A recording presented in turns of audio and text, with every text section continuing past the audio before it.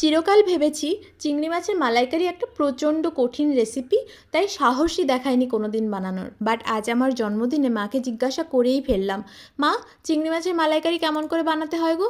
তারপর রেসিপি শুনে আমি তো অবাক, এত সহজ! তাহলে চলুন একসাথে বানানো যাক।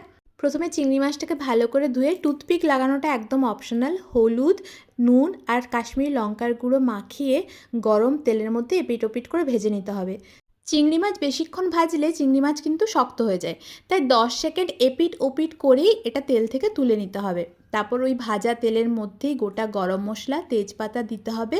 মা বারবার বলে দিয়েছে রসুন কিন্তু দেওয়া যাবে না, তাই আমি শুধু আদা আর পেঁয়াজ বাটাই দিয়েছি। আর রেগুলার মশলা যেমন হলুদ গুঁড়ো, কাশ্মীরি লঙ্কার গুঁড়ো, ঝাল লঙ্কার গুঁড়ো, ধনে গুঁড়ো, জিরে গুঁড়ো দিয়ে মশলাটাকে পুরো ভালো করে কষিয়ে নিয়েছি যতক্ষণ না তেল ছেড়ে দিয়েছে। তারপরে চিনি দিয়েছি আর দিয়েছি টক দই।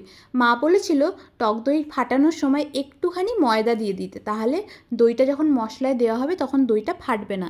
আমিও মায়ের বাধ্য স্টুডেন্টের মতো তাই করেছি। তারপরে পরিমাণ মতো নুন দিয়ে দিলাম মেন ইনগ্রেডিয়েন্ট, নারকেলের দুধ। নারকেলটাকে কুড়িয়ে তার মধ্যে থেকে দুধটা বার করে নিয়েছিলাম। তারপরে ভেজে তুলে রাখা চিংড়ি মাছগুলো দিয়ে দেবো আর এটা ঢাকা দিয়ে একটু ফুটতে দেবো। তারপর যখন গ্রেভিটা গাঢ় হয়ে যাবে তখন ওপর থেকে ঘি আর গরম মশলা ছড়িয়ে দিলেই রেডি চিংড়ি মাছের মালাইকারি। খুব সোজা না বলুন রেসিপিটা? আমি আজকে প্রথমবার বানিয়েছি, আমার হাজব্যান্ড তো বললো খুবই টেস্টি হয়েছে। আপনারাও অবশ্যই ট্রাই করে আমাকে জানাবেন কেমন লাগলো। ডিটেল রেসিপি ক্যাপশনে রইল। Bye bye.